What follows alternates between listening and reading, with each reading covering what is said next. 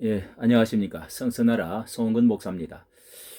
이 조선일보 2월 1일자의 사설에서 KBS 직원 30%가 무직자 억대 연봉이라고 하는 세상에 이런 일이 뭐 이런 제목으로 사설이 달린 것을 보고 우리 한국 교회에 대해서 오해와 편견도 많고 이렇게 해서 좀 비교해서 오늘 세태에 대해서 한번 언급을 해보고자 합니다.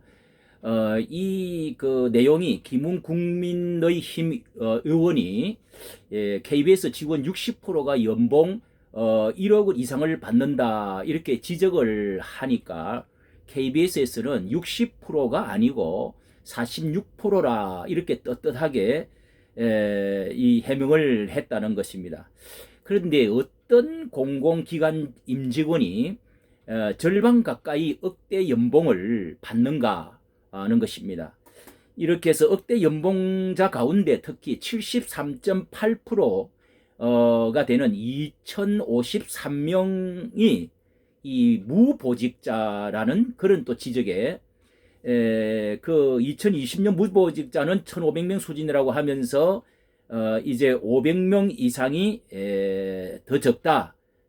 김웅 의원 주장보다 500명이 더 적다 하면서 그 밝힌 그 홈페이지에 밝힌 직원 수가 4,701명인데 이 가운데 억대 연봉을 받는 무보직자가 자신들의 설명으로 이 1,500명에 달한다는 것입니다. 그러니까 30%가 전체의 그 직원들 4,701명 가운데 30%가 보직도 없이 그렇게 억대 연봉을 받고 있다는 것입니다. 참으로 기가 찰 노릇이라고 했네요. 정말 국민들에게 그러면서 국민들에게 수신료를 더 내라고 KBS가 지금 그 요구를 하고 나왔다는 겁니다. 이 수신료를 더 받아내서 KBS 무보직 억대 연봉자들에게 주겠다는 그런 말이 입 밖으로 나온다. 이 같은 공영방송인 일본 NHK에 대해서 들어 이야기를 했는데요. 2023년부터 수신료를 10% 인하한다고 발표를 했다는 겁니다. 또 관리직 30%를 감원해서 전체에서 차지하는 비율을 현재 37%에서 25%로 관리직 30%를 감원하겠다 이렇게 발표를 했습니다. 그 전에도 2012년과 지난해에도 수신료를 7%와 2.5%씩 각각 낮추었다. 이렇게 참 이 한국의 KBS는 정권이 바뀔 때마다 나팔수 노릇을 하면서 뒤로는 무보직 억대 연봉 이 방만한 경영을 이렇게 하면서 무슨 염치로 수신료를 인상 운운하는가. 정말 참 한 가지의 단면이고 예지만은 너무너무도 정말 우리나라가 지금 이래서는 안 된다는 생각이 듭니다. 억대 연봉자가 우리나라에 사실 몇 프로나 될까 저는 확실히 모릅니다. 그런데 한 10여 년 전에 제 기억으로는 억대 연봉 1억 하면은 무슨 특급 공기업 이런 것들 낙하산 인사 뭐 이렇게 또 혹은 그 단체장 대기업의 그 총수들 그 아래 몇 사람들 이렇게 해서 그 뭐 몇만 명 정도였다고 그렇게 그것도 뭐 굉장하다 이렇게 이제 했는데 지금은 모르긴 해도 아마 뭐 물가들이 오르고 월급이 오르고 해서 뭐 엄청난 숫자일 것입니다. 억대 연봉이 엄청난 숫자가 되겠죠. 특히 그 가운데 이 언론과 공영방송 언론 이런 데서가 대기업화 되어지면서 제2의 정부라고 말하지 않습니까? 이 언론이 이제 모든 것을 장악하고 나라의 모든 그 정치와 모든 것들을 우지자지하는 그런 이제 그 권력이 센 것이 되었습니다. 그만큼의 또한 이렇게 억대 연봉자가 많아졌다 하는 것은 무엇을 말해주는 것일까요? 이 문제와 더불어서 우리 한국 교회에 대한 너무도 많은 편견과 오해를 가지고 있기 때문에 저는 목사로서 이런 것에 대해서 한번 비교를 해보게 됩니다. 우리 한국 교회는 7만여 교회, 1천만 교인, 30만의 그 교역자, 목사와 전도사들이 있다. 이렇게 흔히 말합니다. 이렇게 교회가 너무 많지 않느냐. 한국 교회가 뭐 이렇게 코로나 그 온상이며 또 사회에 그 많은 그 그림자가 있지 않느냐. 이렇게 해서 너무 숫자도 많고 뭐 또 영향력도 작다 이렇게 말하지만은 한때는 북한 선교, 공산 선교 그리고 이 선교에 불이 붙어서 70년대 말부터 80년대, 90년대 초까지 한국 교회가 크게 이렇게 감동을 받고 일어나면서 이 민족의 그 민족 복음화의 꿈, 세계 선교 그렇게 해서 급성장을 하게 되고 감동을 많이 받았던 그런 데서부터 이제 신학교와 교회 수가 아주 거대하게 많이 이제 일어난 것이 사실이죠.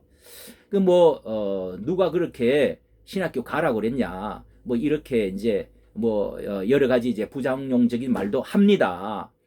그런데 그 엄청난 교회가 부자고 연봉 목사가 억대 연봉 목사가 많고 좋은 자동차를 타고 다니는 그런 그 목사들 억대 자동차 타고 다니는 목사님들 이런 것들이 많이 언론에 나왔는데 또 흔히 그 요즘 이제 이런 그 반대측에 있는 그 언론으로 통해서 부정적인 것이 나오면서 헌금 거두려고 대면 예배를 드리는 거 아니냐. 참 이런 말을 들을 때 너무너무 가슴이 아프고 이 세상 아무리 몰라도 이렇게까지 말해서는 안 되지요.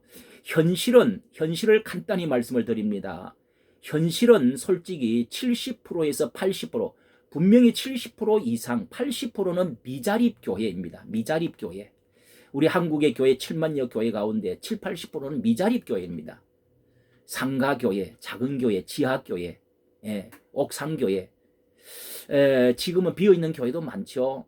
억대 연봉은 5,000명 이상 모이는 교회를 할지라도 우리가 그 얼마 전에 세계로 교회 손현보 목사님 말 들었는데 그분도 옷이라든지 지금 그렇게 받지를 않습니다. 얼마 받지를 않는다고 분명히 말씀했습니다.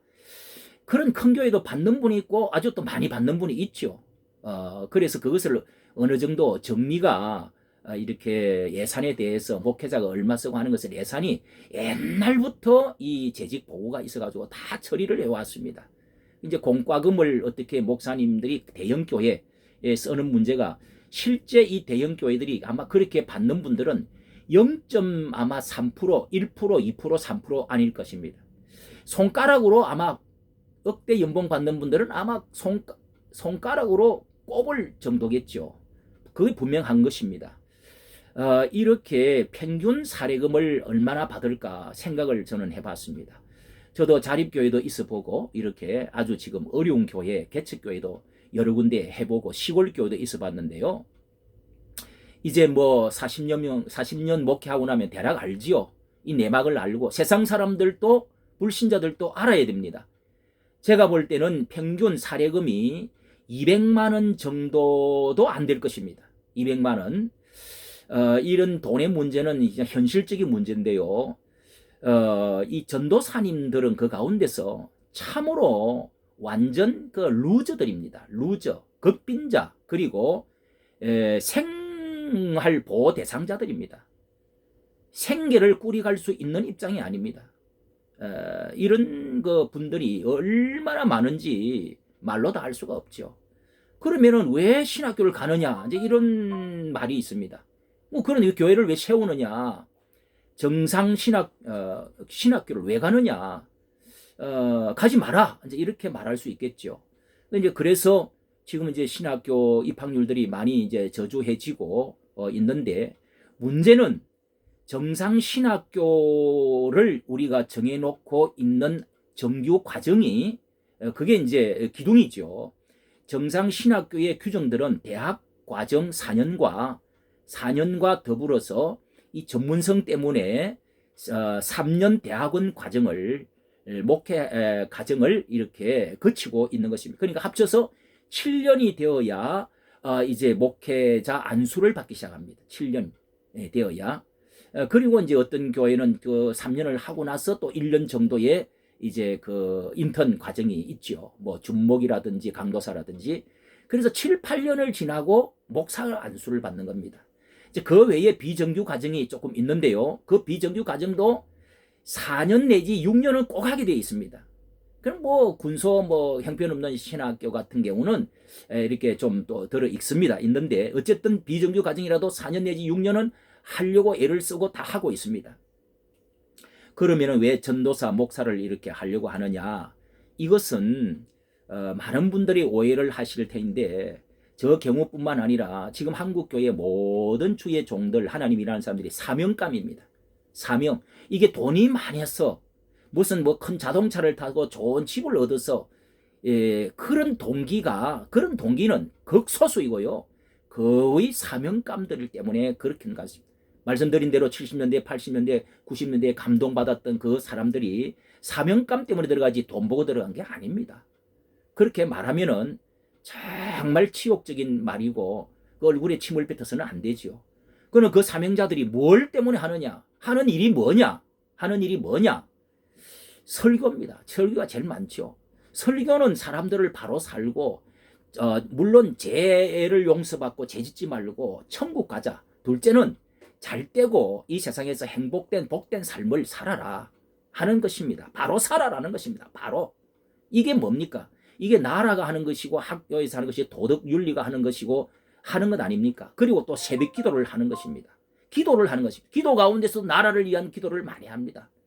또 신방과 상담을 많이 하지요. 신방과 뭐 과거보다는 좀 덜하지만 어쨌든 전화나 만나고 신방과 상담을 교인들을 어떻게 하든지 만나는 것입니다. 그렇게 해서 그 사람들을 위로하고 그 사람들을 사랑하고 도와주고 세워주고 격려하고 희망을 주는 이 일들을 목사가 하고 있는 것입니다. 상담학을 다 하고 있습니다.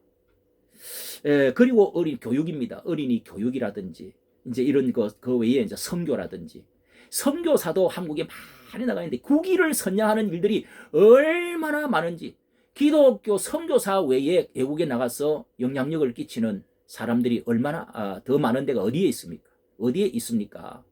이런 것들을 잘 너무 세상 사람이 모르고 있는 것입니다. 국민을 깨우고 보호하고 돌보고 교육하고 이 대체적으로 교회에 오는 사람들은 다 가난하고 약자들이고 좀 그 세상에서 낮은 계통의 분들이 오가지고 세상이 바꾸어지면서 이렇게 이제는 잘 사는 사람들이 물론 상류의 사람들이 교회에 오는 사람들도 많아진 것은 사실입니다. 그러나 지금도 거의 시골이라든지 또 변두리라든지 어려운 사람들이 주류를 이루고 있는 사람이 많습니다.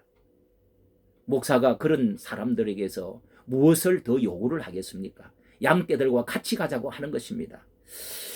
이렇게 복지의 문제도 지금 많이 기독교가 거의 많이 맡아서 목사들이 복지 일에 많이 관여를 많이 하고 있는 중입니다. 교정복지, 이제 이제 그 교도소, 이 교정, 그리고 노숙인들, 그리고 험한 그 일들을 하는 사람들이 많죠. 여자 목사님들도 많고요. 그 고학력의 그 목회자들이 양질의 그 인력이 열악한 직업군에서 일하는 분들이 많다 이 말씀입니다. 헌신을 하고 있습니다. 그러니까 언론들은 박수를 보내고 조심스럽게 말을 해야지 한국 교회가 아주 뭐 짓밟히고 없어지면 좋겠습니까? 나는 언론에 대해서 너무도 이 조화성, 공정성, 정말 그 뭐를 뭐 이렇게 팬데믹 코로나를 말하더라도 정말 이 좌파측과 우파측 혹은 진보와 보수 이 골고루 이렇게 대표성이 누군지를 좀 알고 좀 이렇게 내세워야 되는데 참으로 이 정말 그 의용적인 그런 그 행동은 한국 교회를 하나님을 모욕시키고 목사들을 모욕시키는 것이 바로 하나님 모욕하고 이 나라를 지금 짓밟는 형이라고 할 수가 있는 것입니다. 저의 경우만 간단히 말씀을 드려도 제가 이제 40년 넘게 목회를 하고요. 6년 신학 공부를 했습니다. 6년 동안 꼬박 했습니다. 뭐 야간도 다니기도 했지만 주간을 주로 다 다녔습니다. 그렇게 해서 어려운 가운데서 정말 공부를 했죠. 그래서 정상 목회로 평생 동안에 정상 목회를 이렇게 시골 교회에 뭐 해온다고 하면서 월급을 제대로 저는 받아본 적이 없습니다. 평균 월급에 우리나라의 평균 월급에 저는 뭐 이 정상 받아본 적이 정말 몇 달 없다, 저는 이렇게 말할 수 있습니다. 그런데 지금은 저는 이제 이렇게 목회 후반기에 이제 그 10년간 제가 사고가 나서 10년간 이제 보상금을 받아가지고 사고가 부부가 나서 보상금 7천만 원을 받았어요. 큰 사고였죠. 그리고 나서 그것을 가지고 노후에 그저 뭐 먹고 살면 되지요. 그런데 우리 다 기도를 하면 사명감 때문에 이걸 놓칠 수가 없다고 해가지고 건물을 얻어서 10년간 저는 정부의 허가 없이 이렇게 교회 안에서 돌보는 무주거인, 노숙인, 독신 노약자들을 저는 전도하고 서울역전, 영등포 가서 데리고 오고 해가지고 또 신문에 내고 해가지고 이 사람들을 지금 또 식사를 어딘가 가져오고 만들어주고 해가지고 지금 이렇게 10년간을 돌보고 있는 중에 있습니다. 저의 그러면 생활은 어떻게 하느냐? 저는 딸들이 다 키우고 난 딸들이 감사하게도 11조를 보내주어서 그 돈 150만 원, 200만 원 두 이제 사이가 보내줘가지고 그렇게 지금 생활하고 있습니다. 이런데도 뭐 돈 거두기 위해서 어떻게 교회 예배를 한다 있다고 소리 하는 그 사람들은 하나님께 천벌받죠. 그런 소리 하면 안 되죠. 이런 목회자가 엄청나게 많다는 것입니다. 저뿐만 아니라 예를 하나 들은 것이고요. 뭐 비리 목회자들도 있고 여러 가지 욕 들을 만한 일들도 한국 교회가 있습니다. 워낙 크고 단체가 많고 또 숫자가 많고 하니까 그렇다고 그렇게 대놓고 이야기를 하면 안 되죠. 예. 숲을 보아야지 무슨 썩은 나무 하나를 보고 말을 하면 안 되죠. 그 상식자가 아니죠. 과거에 1885년에 선교사가 한국에 처음 들어오기 시작해가지고 130년 동안에 기독교가 일제시대 때를 거쳐서 또 공산주의 이런 그 이념 과정을 6.25를 거쳐가면서 한국 교회가 과거에 처음에는 처음 선교할 때 방글라데시보다도 더 못 살았던 나라라고 말하잖아요. 예. 그토록 어둡고 춥고 배고프고 가난하고 병들고 무식하고 거지 같은 이 나라, 정말 비참했던 이 나라에 선교사들이 들어와서 교회를 세우고 학교를 세우고 민주화 운동을 하고 또 한국이 그 계몽운동, 한글운동을 일으키고 그리고 고아원을 세우고 가난한 자를 구제했던 병원 사역을 했던 한국의 큰 병원과 이 대학교 학교들, 고등학교들, 기독교 학교들이 시작하지 않았습니까? 이 모든 것들을 우리가 말을 안 해서 그렇지요. 이 기독교의 사역을 빼고 나면은요, 이거는 설명이 안 됩니다. 설명이 안 됩니다. 예? 교과서 다시 고쳐야 됩니다. 이거는요, 근대사에서 분명한 일입니다. 뭐 이승만 욕을 해도 이승만이가 엄청난 일들을 했죠. 또 그래서 그 공을 생각하면 저는 이 한국 교회가 노인들에게 건국하느라고 고생했다고 해서 대우해 주듯이 전국의 이 목회자들이 이렇게 어려울 때 한국 교회의 공로를 생각해서 유공자로 보상을 해줘야 된다. 저는 그렇게 생각하는 사람입니다. 옛날에는 그런 생각 안 했는데 지금 그런 생각이 들어요. 유공자 요즘 뭐 과거에 뭐 돌멩이 하나 던지면은 그것도 다 유공자가 된다고 그러잖아요. 다 유공자가 된다고 그러지 않습니까? 줄만 서 있어도 유공자가 된다고 합니다. 이제 한국 교회가 이 목회자들을 전도사님들, 한국 교회 어려운 사람들, 교회들을 유공자를 지정해서 한국 교회가 이 보상을 해줘야 된다고 저는 생각합니다. 이까지 정치 감사합니다.